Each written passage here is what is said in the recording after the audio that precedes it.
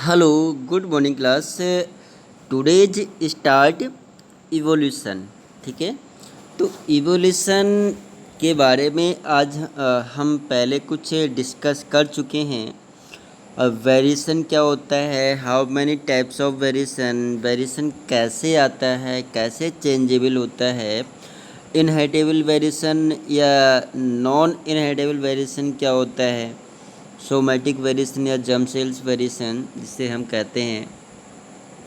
What is a mutation, mutation क्या होता है, types of mutation, gene mutation क्या होता है, क्रोमोजोमल म्यूटेशन क्या होता है, एंड न्यूमेरिकल म्यूटेशन क्या होता है, इसके बारे में मैंने आपको बेसिक चीज़ें कुछ बताया। ठीक है, तो आज हम स्टडी करेंगे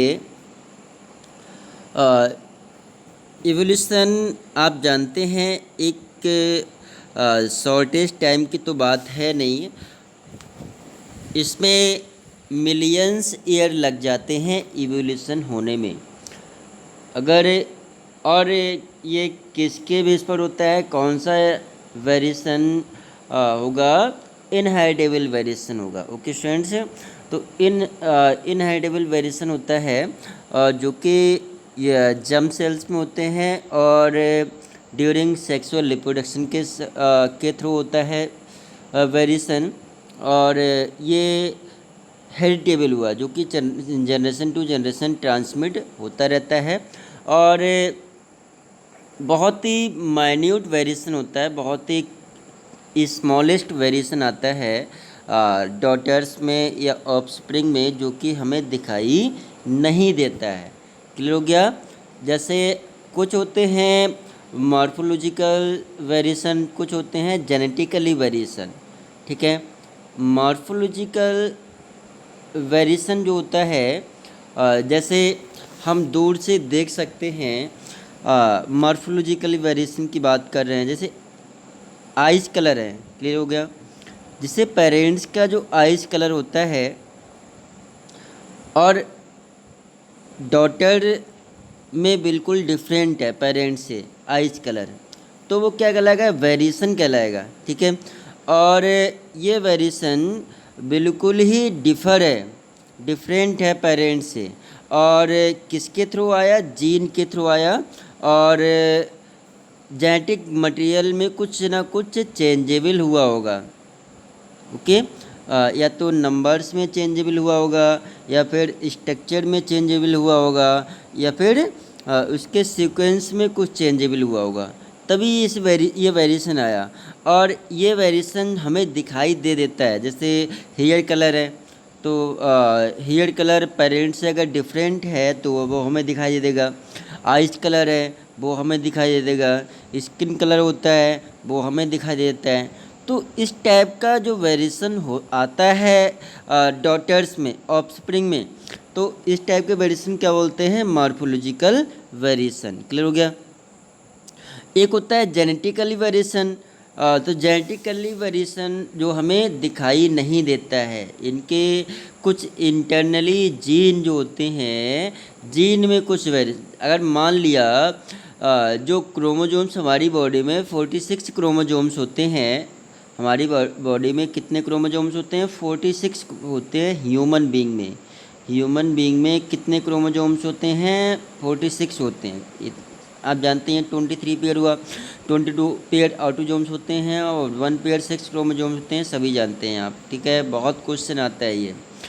और इसमें अगर 45 रह जाते हैं हमारी बॉडी में, या फिर 47 हो जाते हैं हमारी बॉडी में, तो क्या हो जाएगा, क्या हमें मालूम चलेगा कि हमारी बॉडी में किस टाइप के क्रोमोसोम्स हैं, कम हुए हैं, ज़्यादा हुए हैं, या फिर इनके हमारे जो जीन हैं कुछ रिमूव हुए हैं, जीन में कुछ चेंजेबल आया है, तो ये हमें मालूम नहीं चलता है।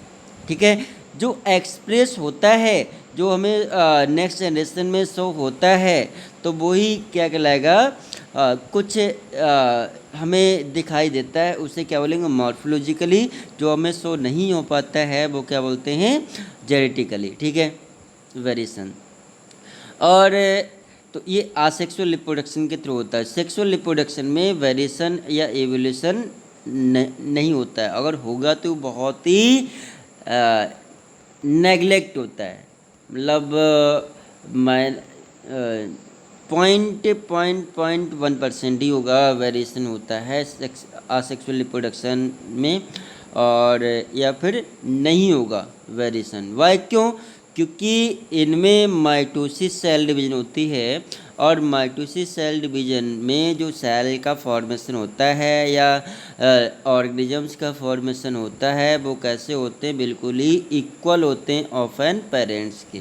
ठीक है, तो जैसे पेरेंट्स होते हैं वैसे ही डॉटर्स होते हैं, तो इनका शेप एंड साइज भी सिमिलर होता है और नंबर ऑफ क्रोमोजोम्स भी सिमिलर होते हैं। ओके स्टूडेंट्स, इतना क्लियर हुआ।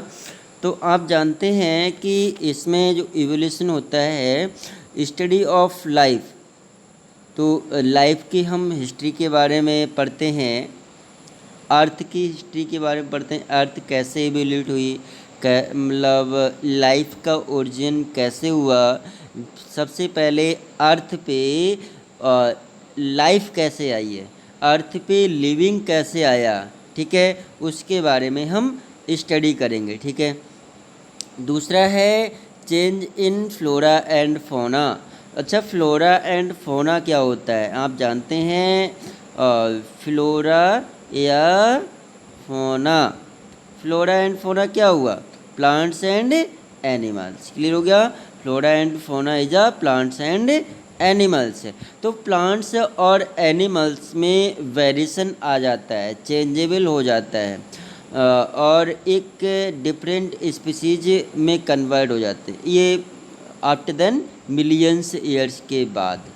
तो ये कुछ 1-2 साल में चेंजेबल नहीं होगा, 1-2 साल में वेरिएशन में दिखाई नहीं देता है, ये 1000 ईयर्स या मिलियंस जनरेशन के बाद हमें वेरिएशन दिखाई देता है, और जो बिल्कुल ही पेरेंट्स से डिफरेंट होता है या हमारे जो एंसेस्टर होते हैं उनसे बिल्कुल ही अलग होता है, अलग होते हैं। इसीलिए उन्हें क्या बोलते हैं, कहते हैं हम ये इवोल्यूशन हुआ है। जैसे आप जानते हैं ह्यूमन बीइंग का इवोल्यूट किससे हुए हैं? ह्यूमन बीइंग इवोल्यूट किससे हुए हैं? चिंपैंजीज से हुए हैं।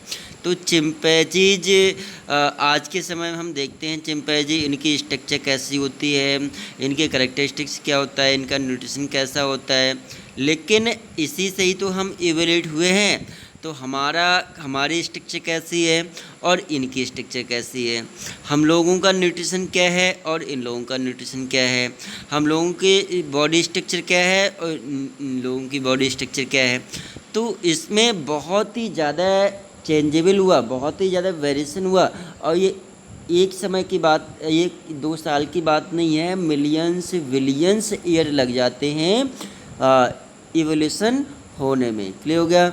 तो हम ओरिजिन ऑफ लाइफ के बारे में स्टडी करेंगे। ओके स्टूडेंट्स से, तो नेक्स्ट हम देख रहे हैं यहाँ पर ओरिजिन ऑफ लाइफ। आपका नेक्स्ट टॉपिक है ओरिजिन ऑफ लाइफ या बिग बैंग थ्योरी क्या होती है। ठीक है, तो हम नेक्स्ट चलो यहाँ पर कुछ एक्सप्लेन करने की कोशिश कर रहे हैं हम स्टूडेंट्स। तो आपका नेक्स्ट टॉपिक क्या है यहाँ पर? ओरिजिन ऑफ लाइफ, लाइफ का ओरिजिन कैसे हुआ, या बिग बैंग थ्योरी। ये बहुत आती है आपके एग्ज़ाम में कि big bang, define the big bang theory.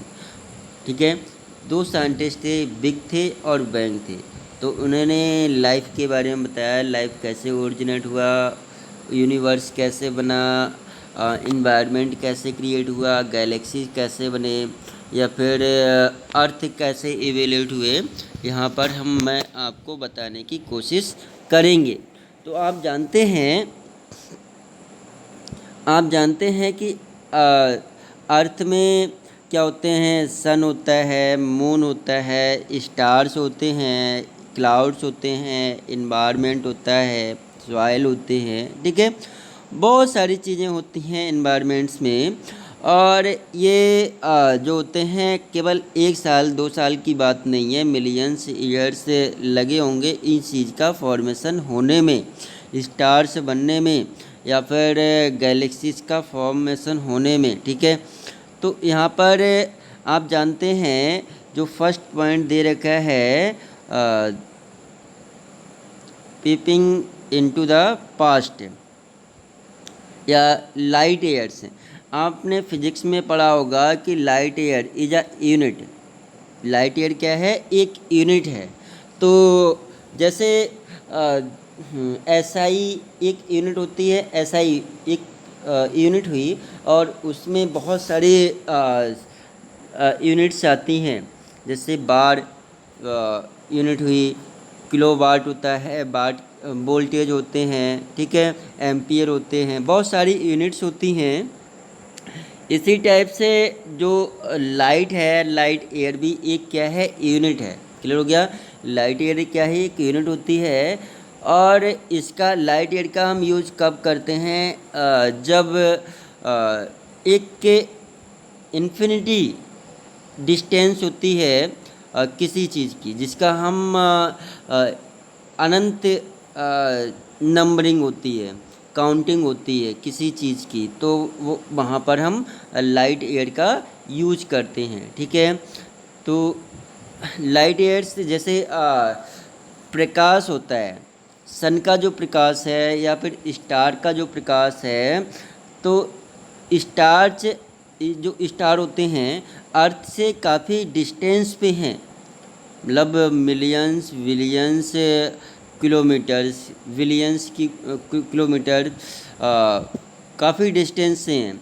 तो यहाँ जैसे सन ही अर्थ से काफ़ी डिस्टेंस पर है, तो एक हम कह नहीं सकते हैं कि प्रॉपर हम डिस्टेंस निकाल नहीं सकते हैं, तो हम कह सकते हैं कि इतना लाइट ईयर्स पर। तो जो प्रकाश आता है, जो लाइट आती है सन से अर्थ पे, तो ये काफ़ी समय पहले ही इमिट हो चुकी होती है। या स्टार की बात करते हैं, तो स्टार जो लाइट प्रोड्यूस करता है, इमिट करता है, तो अर्थ तक आने में मिलियंस ईयर्स लग जाते हैं अर्थ तक आने में। तो जो सपोज दैट अगर हम आज जो लाइट देख रहे हैं, जो आज हम प्रकाश देख रहे हैं स्टार का या फिर सन का, वो मिलियंस ईयर्स पहले का होता है, ठीक है। तो ये इसके जो डिस्टेंस होती है, टाइमिंग होती है, एक पर्टिकुलर हम नहीं बता सकते हैं कि कितने ईयर्स हैं। तो इसकी एक यूनिट होती है जिसे हमने नाम दिया है लाइट ईयर्स, ओके। तो यूनिवर्स इज वास्ट, दूसरा पॉइंट है यूनिवर्स इज वास्ट। वास्ट क्या होता है? एक इसका कोई अनुमान नहीं लगा सकते हैं कि ये कितना यूनिवर्स कितना लार्ज इन साइज में है, कि यूनिवर्स कितना बड़ा है। तो एक पर्टिकुलर हम इसका कोई एक नेम नहीं दे सकते हैं, एक के पर्टिकुलर काउंटिंग नहीं कर सकते हैं कि कितना साइज होता है, कितना शेप होता है, इसका प्रॉपर स्ट्रक्चर हम नहीं बता सकते हैं। तो इसीलिए यूनिवर्स इज अ वास्ट, ठीक है। वास्ट मतलब कि अनलिमिटेड एरियाज जो होती है, अनलिमिटेड शेप इन साइज होता है, कोई प्रॉपर पर्टिकुलर हम इसका काउंटिंग नहीं कर सकते हैं कितनी शेप की है, कितना साइज है, ठीक है, यूनिवर्स का। तो साइंटिस्ट बिग बैंग थे, एक मतलब थर्ड पॉइंट है आपका बिग बैंग थ्योरी। ये आती है कि बिग बैंग थ्योरी क्या होती है, ठीक है। आपके इस सिलेबस में तो नहीं है, लेकिन इसे हम बहुत सारी चीज़ें एक्सप्लेन कर सकते हैं, समझ सकते हैं कि लाइफ कैसे ओरिजिन होती है, बहुत सारी चीज़ें हैं। तो यहाँ पर बिग बैंग थ्योरी मैं आपको बताने की कोशिश करूँगा, ठीक है। तो बिग बैंग थ्योरी क्या होती है? आप जानते हैं जो यूनिवर्स होता है, यूनिवर्स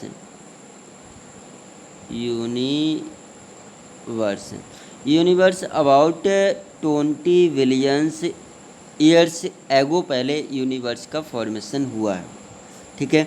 हम कह सकते हैं जो यूनिवर्स होता है, यूनिवर्स का फॉर्मेशन कब हुआ होगा? About 20 billions years. एक मिलियंस ईयर होता है, 1000 ईयर होते हैं, लाख ईयर्स होते हैं, मिलियंस ईयर्स होते हैं, या बिलियंस ईयर्स एगो एक M/A millions years ago, V/A billions years ago. तो यूनिवर्स का फॉर्मेशन कब हुआ होगा? अबाउट 20 बिलियंस ईयर्स एगो पहले हुआ होगा यूनिवर्स का फॉर्मेशन। तो कैसे हुआ होगा? एक बहुत बड़ा एक्सप्लोजन हुआ, ठीक है। तो जैसे उस समय कुछ भी नहीं था, एक गोला ही था, मतलब ना प्लैनेट्स थे, ना स्टार थे, ना मून थे, ना कुछ था, एक एक गोला था। तो इसमें बहुत बड़ा एक्सप्लोजन हुआ, ठीक है। हम कह सकते हैं कि इनमें क्या हुआ, बहुत बड़ा एक्सप्लोजन हुआ। और आ, इसके बाद कूलिंग हुई, मतलब एक्सप्लोजन जब होता है तो एनर्जी रिलीज होती है, टेम्परेचर रिलीज होता है, ठीक है। तो इसमें क्या हुआ, कूलिंग हुई है। तो मतलब एक्सप्लोजन हुआ, एक्सप्लोजन के बाद कूलिंग हुई। और जब कूलिंग होती है तो आप जानते हैं कोई भी एक बम फोड़ते हैं, जैसे पुरानी मूवियों में आप देखते हैं कि जो मिट्टी की खदान होते हैं, जो पहाड़ियाँ होती हैं, पत्थर होते हैं, बड़े बड़े स्टोन होते हैं, उनको फोड़ने के लिए बम लगाए जाते हैं, ठीक है। उनको फोड़ने के लिए क्या बम लगाए जाते हैं? बम लगाए जाते हैं। और बहुत आप जब उसमें उनमें बम फोड़े जाते हैं तो मतलब देखते हैं कितनी लार्ज अमाउंट्स में एनर्जी रिलीज होती है। तो एनर्जी में कुछ गैसेस मतलब डस्ट पार्टिकल भी होते हैं, एनर्जी भी होती है, गैसेस भी होते हैं, डिफरेंट बहुत सारी चीज़ें रिलीज होती हैं, ठीक है। तो मतलब इस बहुत बड़ा एक एक्सप्लोजन हुआ, बहुत बड़ा एक एक्सप्लोजन हुआ। और उसके बाद कूलिंग हुई और कुछ गैसेज रिलीज हुई। क्या हुई? गैस रिलीज हुई। तो सबसे पहले गैस कौन सी रिलीज हुई? हाइड्रोजन और हीलियम। क्लियर हो गया? हाइड्रोजन और हीलियम गैस सबसे पहले रिलीज हुई अर्थ पे, मतलब इन्वायरमेंट में। सबसे पहले गैस कौन सी आई, ये अगर पूछा जाए तो कौन सी गैस आई? हाइड्रोजन और हीलियम। ये सबसे हल्की होती है। ये भी जानते हैं कि हाइड्रोजन और helium is a very light, ठीक है। इन्वायरमेंट में सबसे पहले हाइड्रोजन और हीलियम आई जब मतलब बहुत बड़ा एक्सप्लोजन हुआ। क्लियर हो गया? बहुत बड़ा एक्सप्लोजन हुआ। नेक्स्ट है, उसके बाद कंडेंसेशन हुआ। क्या हुआ? कूलिंग हुआ, गैसेस का फॉर्मेशन हुआ। और क्या हुए, मतलब हाइड्रोजन भी कह सकते हैं, हीलियम भी कह सकते हैं, ये आपस में बने तो मतलब वाटर मॉलिक्यूल बना, मीथेन बनी, अमोनिया बनी, कार्बन डाइऑक्साइड बने। तो उसके बाद इन्हीं से ही हाइड्रोजन और हीलियम गैस से ही ये आपस में कुछ इनऑर्गेनिक सब्सटेंस बने थे। हाइड्रोजन बना, हीलियम बना, कार्बन बना, नाइट्रोजन बना, ठीक है, सल्फ़र बना। ओके। तो इस टाइप से बहुत सारे इनऑर्गेनिक सब्सटेंस बने, बहुत सारे इनऑर्गेनिक सब्सटेंस मतलब कंपाउंड, इनऑर्गेनिक एटम भी कर सकते हैं, इनऑर्गेनिक एटम्स, ठीक है। बहुत सारे atoms, hydrogen, helium, carbon, sulphur, nitrogen. तो ये बहुत सारे एटम बने और गैसेस का फॉर्मेशन हुआ। ये मिलकर क्या वाटर बना, मीथेन बना, अमोनिया बना और कार्बन डाइऑक्साइड। ये सभी क्या है? इनऑर्गेनिक गैसेज हैं। इनऑर्गेनिक आइटम से इनऑर्गेनिक गैसेज का फॉर्मेशन हुआ। और क्या बना? गैलेक्सीज बनी, ठीक है। कंडेंसेशन हुआ और मतलब कूलिंग हुआ, कूलिंग के बाद कंडेंस हुआ, कंडेंस्ड है, या कंडेंसेशन हुआ तो क्या बना? श्रिंक, जिसे बोलते हैं श्रिंक होना। और ग्रेविटी अपने तरफ खींचती है और जिससे ये क्या बना? गैलेक्सीज बने, ठीक है। गैलेक्सी आप जानते हैं, what is a Galaxy? Galaxy क्या होती है बताएंगे? जैसे मिल्की गैलेक्सी एक दे रखा है, मिल्की आकाश गंगा जिसे कहते हैं, milky Galaxy a group of planets, a group of planet जिसे बोलते हैं मिल्की, मिल्की गैलेक्सी। तो जो मिल्की गैलेक्सी होती है ग्रुप ऑफ प्लैनेट्स है।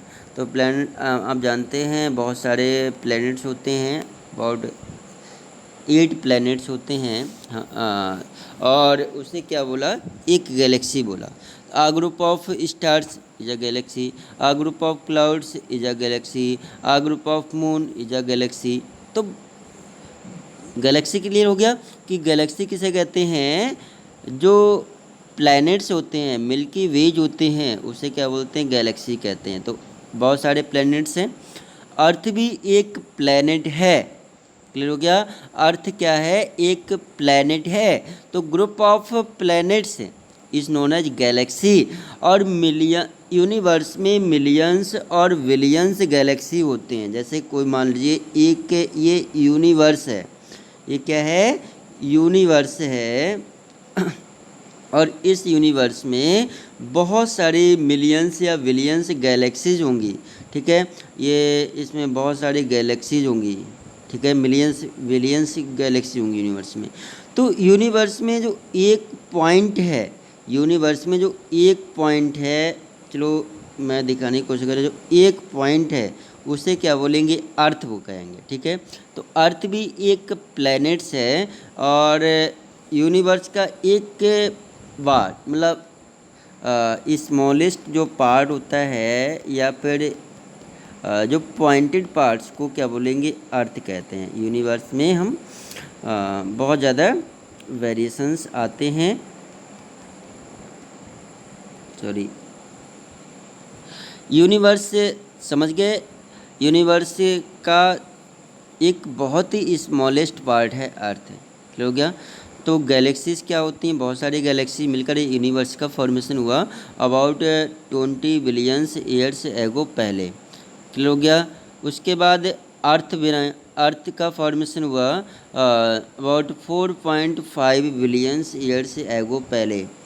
4.5 billion years ago. Billion years, millions अगर ईयर्स होता तो M/A होता है, मिलियंस ईयर्स एगो। तो अर्थ इवोल्यूट कब हुआ, 4.5 बिलियंस ईयर्स एगो पहले हुआ होगा। ठीक है, तो अर्थ बन गई। अर्थ कब बनी थी, अब अर्थ का फॉर्मेशन कब हुआ, 4.5 बिलियंस ईयर्स एगो पहले। अलग अलग बुक्स में अलग अलग दे रखा है, तो यहाँ पर आप ये ध्यान रखेंगे। अभी अर्थ का एवोल्यूशन हुआ, गैलेक्सी क्या होती हैं और यूनिवर्स क्या होता है, सबसे पहले गैसेस कौन सी आई, तो अर्थ का एवोल्यूशन कैसे हुआ, तो ये मैंने अभी अर्थ का एवोल्यूशन बताया। ठीक है, अच्छा, अर्ली स्टेज में जब अर्थ का इवोल्यूशन हुआ होगा, तो अर्ली स्टेज में कुछ इनऑर्गेनिक गैसेज होंगी। अर्थ पे अर्ली स्टेज में जो अर्थ की जो अर्ली स्टेज होती है उसमें ऑक्सीजन नहीं होगी। ठीक है, इतना आप जानते हैं कि अर्ली स्टेज में ऑक्सीजन नहीं थी, इसीलिए लाइफ नहीं थी। 4.5 मिलियन ईयर्स एगो पहले अर्थ का फॉर्मेशन हुआ, उस समय लाइफ नहीं थी। वाई, क्यों, क्योंकि ऑक्सीजन नहीं थी अर्ली स्टेज में, इतना समझेंगे। कुछ इनऑर्गेनिक सब्सटेंस थे, वाटर मॉलिक्यूल था, मीथेन गैस थी, नाइट्रोजन था, कार्बन था। क्लियर हो गया। ये क्या है, सभी इनऑर्गेनिक गैसेज होती हैं, इनऑर्गेनिक सब्सटेंस हुए। और इनऑर्गेनिक सब्सटेंस जैसे आप जानते हैं उस समय ये सारी चीज़ें नहीं थी। ठीक है, कोई और इन्वायरमेंट में केवल इनऑर्गेनिक सब्सटेंस या इनऑर्गेनिक गैसेज थे। और कुछ अर्ली स्टेज में जैसे थंडरिंग हुआ करती थी, थंडरिंग। ठीक है, और वॉल्केनिक इरेप्शन हुआ करते थे, वॉल्केनिक इरप्शन आप जानते हैं, मतलब ज्वार भाटा जो निकलता है, तो उससे जो वॉल्केनिक इरप्शन हुआ करता। तो अर्ली स्टेज में अबाउट 800 डिग्री टेम्परेचर हुआ करता था। उस समय जो अर्ली स्टेज थी अर्थ की, उस समय इन्वायरमेंट का टेम्परेचर कितना होगा, अबाउट 800 डिग्री टेम्परेचर हुआ करता था अर्थ का। वाई, क्यों, क्योंकि बार बार वॉल्केनिक इरप्शन हुआ करते थे और थंडरिंग हुआ करती, लाइटनिंग जिसे कहते हैं, थंडरिंग और लाइटनिंग हुआ करती थी। क्लियर हो गया। तो इसमें जब अर्ली स्टेज में टेम्परेचर ज़्यादा था, क्लियर हो गया, अर्ली स्टेज में अर्थ का टेम्परेचर ज़्यादा था और ये इनऑर्गेनिक गैसेस थी, जिससे जो वाटर मालिक्यूल था, जिससे ये वाटर मालिक्यूल मीन्स H2O जो था, इनमें अल्ट्रावायलेट रेडिएशन से क्योंकि सनरेज जो होती हैं सनरेज के थ्रू वाटर गर्म हुआ, इन्वायरमेंटल टेम्परेचर ज़्यादा था, इसलिए वाटर क्या हुआ, इवेपोरेट हुआ और मीन्स वाटर क्या हुआ, हीट हुआ, वाटर गर्म हुआ तो ये ब्रेक डाउन हो गया, हाइड्रोजन और ऑक्सीजन में कन्वर्ट हो गया। ठीक है, वाटर का अल्ट्रावायलेट रेडिएशन के थ्रू ये ब्रेक डाउन हो गया, क्या बना, हाइड्रोजन और ऑक्सीजन गैस बनी। क्लियर हो गया, हाइड्रोजन और ऑक्सीजन। तब ये ऑक्सीजन अर्थ में आई है, मतलब वोल्केनिक इरप्शन हुआ करता था, थंडरिंग हुआ करती थी, लाइटनिंग हुआ करती थी, टेम्परेचर ज़्यादा इंक्रीज हुआ इन्वायरमेंट का, तो वाटर क्या हुआ, ब्रेक डाउन हुआ, हाइड्रोजन और ऑक्सीजन में कन्वर्ट हुआ। ओके स्टूडेंट्स, ये इतना क्लियर हुआ कि मतलब हाइड्रोजन और ऑक्सीजन में कन्वर्ट होगा। तो अर्थ पे उस समय ऑक्सीजन आई, क्लियर हो गया। तो तब अर्थ पे अब लाइफ संभव है, यहाँ पर ऑक्सीजन मिल गई, ऑक्सीजन का फॉर्मेशन हो गया, अब लाइफ संभव है। क्लियर हो गया, अब लाइफ संभव है अर्थ पे। और अर्थ मतलब ऑक्सीजन का फॉर्मेशन होगा, ऑक्सीजन होगा तो मतलब लाइफ भी बन जाएगी। मतलब अब जो अर्थ पे अमोनिया गैस भी होती है, मीथेन गैस भी होती है, क्योंकि आप जानते हैं ये मीथेन है, ये अमोनिया, ये कार्बन डाइऑक्साइड है। तो ये इनऑर्गेनिक गैसेस तो पहले से ही अर्थ पे हैं। ठीक है, अब ये अमोनिया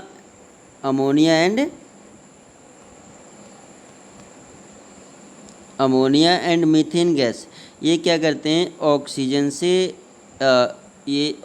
से रिएक्ट करते हैं, ये ऑक्सीजन से रिएक्ट करते हैं और क्या बनाते हैं, वाटर मालिक्यूल बनाते हैं, कार्बन डाइऑक्साइड मालिक्यूल बनाते हैं और ओजोन लेयर बनाते हैं। क्लियर हो गया। क्या होते हैं, ये भी ध्यान रखना बेटा कि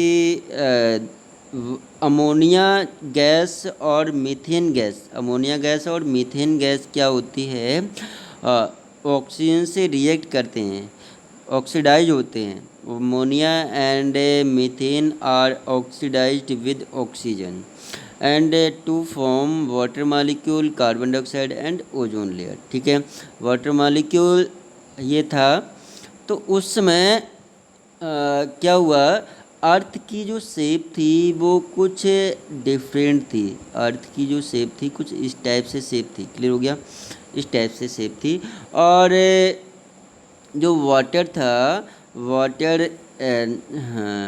इवेपोरेट होकर क्लाउड का फॉर्मेशन हुआ, क्लाउड का फॉर्मेशन होकर रेन में कन्वर्ट हुआ। ठीक है, और ये जो ड्रॉपलेट्स होती हैं ओशियंस बना, और यहाँ पर अर्थ पे जो बारिश रेन हुई तो मतलब कुछ वाटर होता है इनमें एंटर हो गया तो ये ओशियन बन गया। ठीक है, अर्थ में ओशियंस बन गए। तो ओशियंस कैसे क्रिएट हुए, lake, pond, river and oceans. ठीक है, और कुछ सॉइल वाटर एब्जॉर्ब कर लेती है और जिससे ये मतलब फ्लोरा जो होते हैं, प्लांट्स होते हैं, वो ग्रो एंड डेवलपमेंट्स करने में आसानी होती है। ठीक है, तो मैंने ये आप जानते हैं बहुत ही अच्छा और इंटरेस्टिंग टॉपिक है आपका बिग बैंग थ्योरी।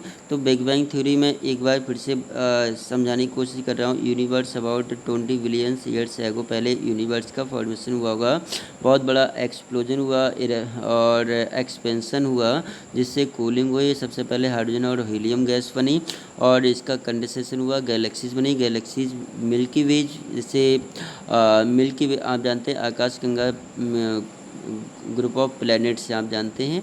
तो अर्थ भी जब एक प्लैनेट्स हैं तो इस टाइप से बहुत सारी गैलेक्सीज होती हैं, मिलियंस की क्वांटिटी में galaxies are combined together to form universe. तो इसका जो अर्थ होता है एक बास पार्ट हुआ, मतलब बहुत ही माइन्यूट पार्ट हुआ यूनिवर्स का अर्थ। तो अर्थ का एवोल्यूशन 4.5 बिलियन ईयर्स एगो पहले हुआ होगा। तो हाइड्रोजन और हीलियम मिलकर बहुत सारे अनदर इनऑर्गेनिक आइटम थे, कार्बन, सल्फर, फास्फोरस, अनदर, ये सभी मिलकर रिएक्ट हुए और वाटर इनऑर्गेनिक गैसेस बनाए, water molecule, methane, ammonia, carbon dioxide, ये सभी मिलकर ये बना। और इरप्शन अर्ली स्टेज में जो अर्थ का फॉर्मेशन हुआ 4.5 बिलियन से ईयर्स एगो पहले अर्थ का फॉर्मेशन हुआ, ठीक है। उस समय क्या ऑक्सीजन नहीं थी, अर्ली स्टेज में ऑक्सीजन नहीं थी। और उस समय क्या था, वॉल्केनिक इरप्शंस हुआ करते थे, और थंडरिंग हुआ करते थे, लाइटनिंग हुआ करते थे, जिससे इन्वायरमेंट का टेम्परेचर मैक्सिमम हुआ अबाउट 800 डिग्री टेम्परेचर हुआ। और इन्वायरमेंट का टेम्परेचर मैक्सिमम हुआ, इंक्रीज हुआ। सनरेज अल्ट्रावायलेट रेडिएशन के थ्रू जो वाटर हुआ वो ब्रेक डाउन हुआ, हाइड्रोजन और ऑक्सीजन में ब्रेक डाउन हुआ। और ये ऑक्सीजन अगेन अमोनिया और मीथेन से रिएक्ट किया, ओके, वाटर मालिक्यूल्स बनाए, कार्बन डाइऑक्साइड मिलाए और ओजोन लेयर बनाई। ओजोन लेयर आप जानते हैं कि अल्ट्रावायलेट रेडिएशन को मतलब एब्जॉर्ब करने के लिए मतलब यूज होता है इनका। और लाइफ का इवोल्यूट कब हुआ? लाइफ का evolute about 4.5 millions 4.5 billion years ago पहले अर्थ का फॉर्मेशन हुआ। और अबाउट 4 बिलियंस ईयर्स एगो पहले 4 बिलियंस ईयर्स एगो पहले क्या बना होगा? Life I. 4 billion years ago पहले क्या आई? Life I. किसी किसी बुक में 3.7 बिलियंस या 3.8 बिलियंस, तो इसके अराउंड मतलब हमने मान लिया 4 बिलियंस ईयर्स एगो पहले लाइफ आई। मतलब अब लाइफ कौन सी आई, क्या आई, उसके बारे में हम बाद में पढ़ेंगे। तो आज हमने क्या स्टडी किया? लाइफ के बारे में स्टडी किया, ओरिजिन ऑफ लाइफ। लाइफ का फॉर्मेशन कब हुआ? अबाउट आज से 4 बिलियंस ईयर्स एगो पहले लाइफ का फॉर्मेशन हुआ, ठीक है। अर्थ पे लाइफ आई है। तो लाइफ कैसे फॉर्म होती है, कैसे बनती है, अलग अलग साइंटिस्ट ने अलग अलग मत दिया कि सबसे पहले लाइफ कैसे इनऑर्गेनिक सब्सटेंस से लाइफ आती है, नॉन लिविंग सब्सटेंस से ही लिविंग सब्सटेंस का फॉर्मेशन हुआ, हेल्डन ने बताया। और लुइस पास्चर ने भी अपना मत दिया कि लाइफ कैसे ओरिजिनेट हुई है। और मतलब स्पोर्ट्स फॉर्मेशन के समय के थ्रू स्पोर्ट्स मतलब अर्थ में थे, उससे लाइफ आई। तो अलग अलग साइंटिस्ट ने अलग अपना मत दिया। यूरे मिलर साइंटिस्ट थे, साइंटिस्ट यूरे मिलर। तो यूरे मिलर एक्सपेरिमेंट किया, 2 साइंटिस्ट थे, यूरे एंड मिलर। उन्होंने एक्सपेरिमेंट किया, उन्होंने बताया कि लाइफ कैसे क्रिएट हुई। तो ये सारा हम उसके बारे में डिस्कस करेंगे। तो आज हमने लाइफ, ओरिजिन ऑफ लाइफ के बारे में डिस्कस किया। Okay, thanks students.